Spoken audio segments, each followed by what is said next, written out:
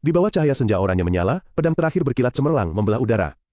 Suara srit tajam terdengar saat ia menancap dalam ketubuh raksasa monster berkulit hijau. Makhluk menjijikan itu meraung kesakitan untuk terakhir kalinya sebelum ambruk ke tanah menerbangkan debu. Di tengah medan perang yang berantakan, salah satu murid menghela napas lega, suaranya sedikit bangga. Itu 18? Kurasa kita bisa kembali tanpa ada yang kehilangan nyawa. Yang lain Temen mengacungkan tinjunya ke langit, tertawa terbahak-bahak. Betul, mari kita kembali dengan selamat dan menghancurkan kesombongan orang-orang yang menertawakan kita. Sket di sampingnya ikut menyahut, benar. Suara tajam Mesa Milkano terdengar, memadamkan suasana perayaan yang belum matang. Jangan ceroboh, masih ada 7 monster lagi. Pemuda itu langsung menunduk, menjawab lirih, aku tahu Mesa.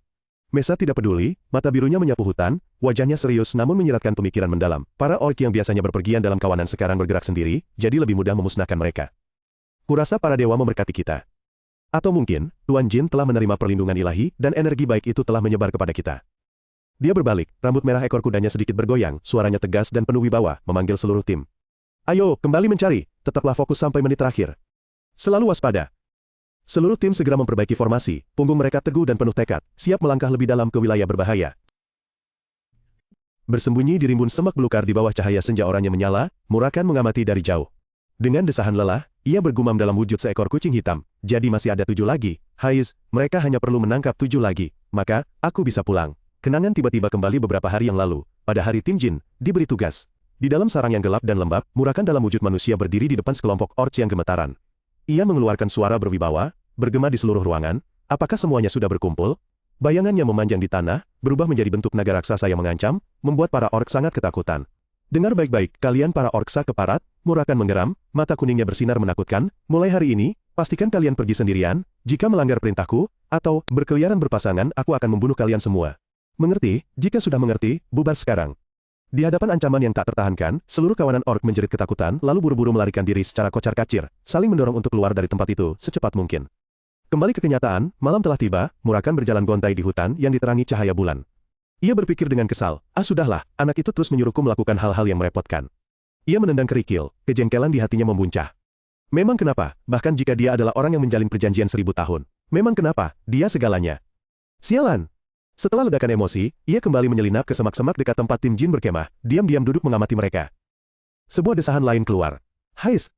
Sesampainya di sana, aku Pudek Klan, harus memaksanya membelikanku beberapa buku komik baru. Dalam wujud kucing hitam malas, Murakan berbaring malas di atas batu, berpikir dengan santai. Dalam tubuh ini, setidaknya aku harus bisa melakukan ini, menyelesaikan misi ini tanpa ada yang tewas. Tiba-tiba, aura asing melintas membuat Murakan terkejut, telinganya tegak waspada. Ia melompat bangkit, bulu hitamnya sedikit berdiri, petik 2 titik tanda tanya tanda seru energi apa ini. Sesosok bayangan kabur muncul di kejauhan, membawa tekanan yang bergerak lurus ke arah ini. Seketika, Murakan kembali ke wujud manusianya, duduk di dahan pohon tinggi, mengamati kelompok belok di bawah. Ia mengerutkan kening, bergumam, sial, dari mana mereka tiba muncul? Aku tidak berpikir mereka akan mundur dengan mudah. Untung anak-anak itu, hanya sekitar 3 bintang. Sebuah bola energi kegelapan dengan inti biru cerah, mulai terkumpul di telapak tangan Murakan.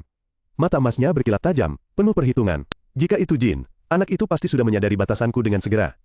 Tanpa sedikit pun keraguan, ia dengan tegas menekan kuat tangannya ke bawah, melepaskan gelombang energi yang menakjubkan. Dari titik kontak, aliran gelap bercampur cahaya biru, memukau seketika menyebar ke seluruh tanah seperti tsunami, meliputi seluruh area dalam penghalang kokoh. Tiba-tiba, Belop merasakan getaran aneh di udara. Ia menatap sekeliling dengan bingung, tidak mengerti apa yang baru saja terjadi. Duduk sendirian di atas batang pohon tumbang di tengah hutan yang suram, Belop Smith tiba-tiba merasa ada sesuatu yang tidak beres. Dia mendongak ke langit malam, hatinya diliputi keraguan. Sepertinya langit lebih gelap dari sebelumnya. Apa akan hujan? Namun, itu bukan hujan. Tanah di bawah kakinya mulai bergetar hebat. Dari kedalaman bumi, sesosok raksasa perlahan muncul, membawa tekanan yang berat, hingga menyesakkan napas. Itu adalah seorang satria raksasa, mengenakan zirah kuno, memegang erat tombak sebesar batang pohon purba. Satu mata di helmnya memancarkan cahaya merah menyala yang penuh kejahatan. Kebangkitan sumber energi kuno dan kuat ini, telah membangunkan makhluk yang jauh lebih perkasa. Aura gelap meledak, berputar-putar di udara. Dari kegelapan malam, suara rendah yang penuh amarah menggema. Beraninya siapapun, memperluas kekuasaan, tanpa izinku. Di bawah cahaya rembulan yang terang benderang, tubuh Murakan berubah. Tubuhnya membesar, sayap kulit raksasa membentang lebar, dan sisik hitam legam menyelimuti seluruh tubuhnya. Ia berubah wujud menjadi naga hitam perkasa, dengan api biru mistis berkobar di kepalanya seperti mahkota. Mata emas kemilau sang bangsawan naga menyipit, menatap tajam ke arah penyusup. Setelah sejenak terkejut, Murakan menyadari sifat musuhnya. Ini bukan makhluk hidup, melainkan peninggalan dari zaman kuno. Seorang raksasa makam, Aku yakin ras naga kita telah membersihkan mereka semua 2000 tahun yang lalu. Selain itu, mengapa raksasa penjaga makam dewa-dewa yang telah mati muncul di sini? Di bawah cahaya bulan, raksasa itu berdiri tak bergerak seperti patung, tombak di tangannya berkilauan dengan cahaya baja dingin, siap untuk pertempuran yang tak terhindarkan. Suara naga legendaris itu mengaum, menggema di seluruh tanah tandus. Apapun alasannya, ini bukanlah pertemuan yang menyenangkan. Aku akan mengakhiri ini dalam sekali napas. Begitu selesai berbicara, badai energi kegelapan segera meledak dari tubuh Murakan. Aliran kegelapan yang membawa kilat biru yang ganas berputar, melesat maju seperti tsunami. Pusaran energi menelan musuh berzirah itu dalam sekejap mata, tidak memberinya kesempatan untuk melawan. Murakan mendongak, raungan yang mengguncang langit dan bumi menggetarkan segalanya. Dari mulut raksasa naga itu, semburan napas naga yang menghancurkan dimuntahkan. Pilar energi biru hitam menyapu bersih segala sesuatu di jalurnya, sebuah kekuatan purba dan mengerikan yang merobek awan di atas, menyingkap bulan dingin yang kesepian di tengah langit malam. Ketika semburan cahaya mematikan itu menghilang, hanya kehancuran yang tersisa di tanah. Monster itu terbakar oleh api biru, tubuhnya hancur menjadi abu. Di tengah pemandangan yang tandus, sosok Murakan perlahan menyusut, dan sebagai gantinya, sesosok pria berambut hitam dengan lembut mendarat di tanah. Murakan meregangkan tubuh, rasa sakit yang menusuk menjalar di sekujur tubuhnya, membuatnya meringis. Ia bergumam sendiri, mungkin karena sudah lama aku tidak menggunakan kekuatan, jadi seluruh tubuhku pegal-pegal. Matanya kemudian beralih ke bayangan raksasa golem makam yang kini tak bergerak.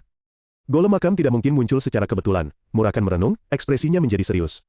Bagaimanapun aku memikirkannya, aku tetap berpikir ini ada hubungannya dengan keluarga Zippel. Apa sebenarnya yang terjadi di dunia ini? Ia memutuskan untuk merahasiakan ini, tidak membiarkan anak itu tahu. Sebaiknya jangan memberitahunya terlebih dahulu. Jika terjadi sesuatu, aku hanya perlu melindunginya. Mata Mas Murakan berkilat terang, penuh tekad. Jika anak itu terus tumbuh dengan kecepatan ini dalam 10 tahun lagi, dia akan bisa menghadapi seluruh keluarga Zippel. Di ruangan lain, cahaya lilin yang berkelip-kelip menerangi dinding batu yang kasar. Pintu kayu berat berderit terbuka, dan Bubare Gaston terengah-engah masuk, wajah bulatnya basah oleh keringat karena panik. Ia tergagap, Tuan Bishkel, ada masalah. Mahakaryaku, golem makam, Bishkel Ibriano, pria dengan rambut biru abu yang mengesankan, meletakkan tangannya di atas meja, dengan tenang menyela. Suaranya datar, tanpa sedikit pun kejutan. Aku sudah mendengar beritanya, bahwa mereka diserang oleh golem makam di malam hari. Bubare Gaston mengacak-acak rambutnya, wajah bulatnya bengkok karena marah. Dia berteriak, betul sekali. Sebenarnya, siapa di dunia ini yang bisa berpikir untuk melakukan hal menjijikan seperti menghancurkan karya seniku? Bishkel Ibriano, berdiri membelakangi, berbicara dengan suara tenang namun berwibawa, memotong amukan penyihir itu. Bubare, itu bukan hal penting saat ini. Bishkel berkata, yang mengalahkan raksasa itu adalah seekor naga. Dan juga, seekor naga hitam. Aku sudah pergi sendiri ke lokasi untuk memeriksanya. Mendengar itu, Bubare membeku. Keringat dingin membanjiri dahinya, dia tergagap bertanya balik. Kacamatanya melorot ke pangkal hidungnya. Seekor naga? Maksud Anda, spesies naga sudah memperhatikan apa yang kita lakukan. Bishkel menyipitkan mata, wajahnya setengah terang setengah gelap, memancarkan kesan mendalam yang sulit ditebak. Saya tidak yakin, tapi saya pikir mereka sedang memperingatkan kita. Sementara itu, amati baik-baik situasi di sini. Saya akan mengirimkan orang-orang yang berguna kepada Anda. Saya harus segera mengadakan pertemuan dengan keluarga Zippel.